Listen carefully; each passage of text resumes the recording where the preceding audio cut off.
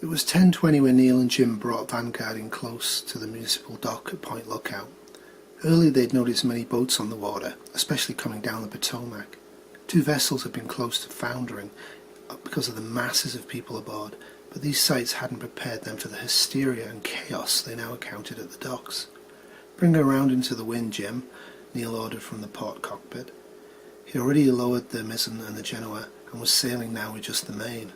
"We're going to anchor off. Swing her, swing her." As Jim finally brought the boat around into the wind 30 yards from the dock, Neil rushed forward and threw out the 35-pound CQR anchor. "Drop the mainsail," he shouted back, and Jim rushed out of the wheelhouse. When they had the sail secured and the anchor well hooked, Vagabond's stern lay only about 25 feet from one end of the T formed by the main dock. "What do we do now?" Jim asked, looking with amazement at the scene before them. Already a dozen people had rushed down to their end of the dock and were shouting at them. "Go get your .22, Neil replied coldly. While Jim went below to get his rifle, Neil considered the situation. He'd already decided during the sail over that if the Foresters didn't immediately appear, Vagabond would be easy to spot, even in the chaos, and then he would make one quick sweep around the docks and after 30 minutes get the hell back to Crisfield. Seeing the anarchy ashore made him question whether he should risk even a brief sortie off the boat. Certainly he would wait half an hour. Was there any sense in going ashore? Jim emerged beside him with the .22. "Is it loaded?" Neil asked. "No. Load it." While Jim loaded the .22, in full view of the crowd on the dock, Neil noted with satisfaction. Neil wondered whether he could risk sending Jim ashore. It was important to him to get more food aboard, and he couldn't expect Jim to handle that. Whether there would be any chance to buy, barter or steal any food he didn't know, but it was worth a trip into town to find out. "I'm going ashore," he said to Jim. "But do you know what the Foresters all look like?" Jim asked. "Frank showed me photographs," Neil replied quickly. I want you to shorten the anchor line 20 feet so we'll be farther away from the dock. Don't let anybody aboard." "Aren't we going to help some of these people?" Jim asked. "Yes," Neil answered, still staring at the crowd whose numbers were still growing. "But not until we know how many of our own people we'll be sailing with." "Okay," said Jim.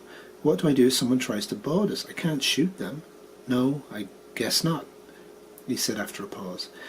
"Try to keep them off with bluff. If you can't, I'll be back and we'll take it from there." Neil climbed down into the dinghy and had Jim pay out the line so he would be blown slowly down onto the dock by the wind. When he was less than 10 feet away, he stood up in the dinghy and shouted for silence from the crowd. "I'm coming ashore," he announced loudly. "In half an hour we're sailing across the bay to Crisfield. At that time we'll take passengers who want to get to Crisfield. Until then, you all wait on the dock. Do you understand?" A few nodded eagerly, as if they were anxious to please. Others started shouting. Neil ignored them all, signalled to Jim to pay out 10 more feet of line, and soon pulled himself onto the dock. Steadfastly ignoring the people pressed in around him, he watched Jim pull the empty dinghy back towards the Vagabond. Then he began pushing his way through the crowd to get to land. He looked closely at the clusters of refugees along the dock, searching for the Foresters, hoping they had seen the Vagabond sail in and would be here on the dock. But they weren't. If they were alive and in Point Lookout, they would have to be at another marina, or else somewhere away from the waterfront for some reason. He couldn't imagine what such a reason might be. When he reached the marina office, he went in and questioned the harried and frightened teenager, the only one there, who knew nothing about anyone looking for a trimaran. Outside, Neil looked towards the two marinas to the north, but decided he'd go into town first to check there and see if he could buy some supplies. He had started towards the street, automatically looking at everyone in sight, when he saw a figure running along the street shouting for help. A girl, a young girl.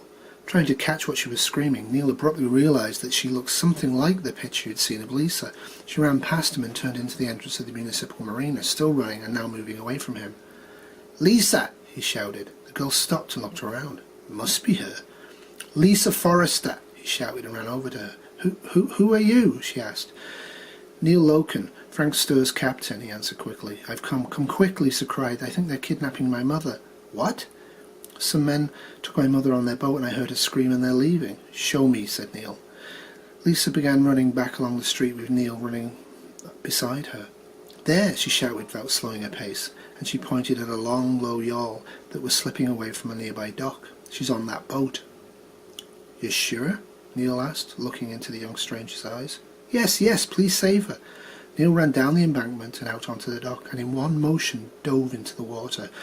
A part of him felt uncertain and ridiculous, but it was no time for second thoughts. Where was Lisa's father? As he surfaced after his first 6 strokes, he realised that the yawl was easing up over its anchor, and he was gaining on it quickly. There was one man in the cockpit and another handling the anchor line. They didn't seem to notice him. In another 20 strokes, he was even with the vessel's raked stern, and, grabbing a cleat, he hauled himself up over the transom and onto the afterdeck. When he stood up, the man in the cockpit, a man in his 40s, caught sight of him. "Who the hell are you?" he asked. Neil walked forward, stepped down into the cockpit, smiled at the man, and walked down into the cabin. A big, bearded man was standing in the galleyway with his back to Neil, and beyond him was a woman, barely visible past the man's bulk. Carl swung around when he heard Neil, and the two men confronted each other. "Excuse me," Neil said, and walked past Carl. The woman crouching at the far end of the cabin had a butcher's knife in her hand. It was Jeanne Forrester.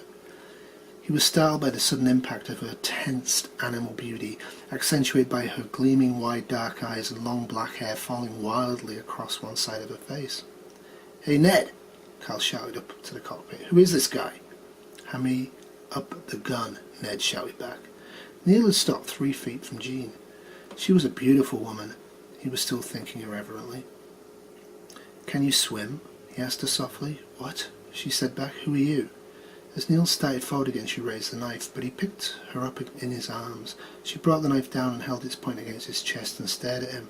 With her eyes only inches from his and the knife point pricking his skin, Neil felt a strong sexual surge pass through him. "Can you swim?" he asked softly. "Yes," she answered, still holding the knife tight against his chest, her eyes searching his. Neil swung around and began to leave just as Carl handed a gun up to Ned in the cockpit. Neil again brushed past Carl, climbed the stairs, went out into the cockpit, walked up to and past the man with the gun, and in one unbroken motion threw Jeanne out into the water. She landed with an undignified splash, but immediately began swimming for shore. "What the hell?" the older man said, rushing up beside Neil and looking down at Jeanne. Neil hit him a crushing blow to the side of his head that sent him sprawling against the cockpit seat, the gun clattering to the deck. Neil picked it up and glanced back. The big bearded man had been about to spring forward but stood frozen now in a crouch. Neil stuffed the gun firmly into his belt and dove overboard. He swam the first 30 feet underwater, and when he surfaced he looked back to see if the men on the yawl had any other weapons, but they'd already resumed their preparations to put to sea. Neil began swimming after Jeanne. He came up to her where she was resting with her 2 slender hands grasping the edge of a small boat dock at Kelly's, her head bowed, her wet black hair clinging in strands down her back. When she turned to him, she looked puzzled. "Are you Neil Loken?" she asked. "Yes, Are you really Neil?" she persisted, suddenly smiling and crying all at once. "Thank God, is Frank here, the boat? I couldn't find it. We waited, and I was trying to get—" "It's okay," he interrupted, reaching out with his free hand and touching her shoulder. "Let me help you onto the dock." "At first I thought you were another member of their crew," she went on, still crying and laughing at the same time. "When you asked, 'Can you swim?' I thought—" She shook her head. "How did you find me?" she asked next, pulling her head back and smiling up at him, tears mingling with the salt water on her face. "Lisa found me," Neil answered. "Oh my God, where are Lisa and Skip?" When Neil pointed to Lisa, who was standing on the dock watching them, she began trying to pull herself onto the edge of the dock. Neil spread his right hand across her buttocks and lifted her up. She sprawled forward onto the dock. With a quick surge, he pulled himself up beside her. "Let's get to the Vagabond," he said, helping her up. They ran up the gangway to the main dock where Lisa and Mother hugged each other. "Where's Skippy?" Jeanne asked as they all rushed on. "Still on the grass," Lisa said, happily pointing. While Neil picked Skippy up in his arms, Lisa and Jeanne grabbed their bags. Together they hurried back along the street to the town dock, Neil already beginning to worry about Vagabond.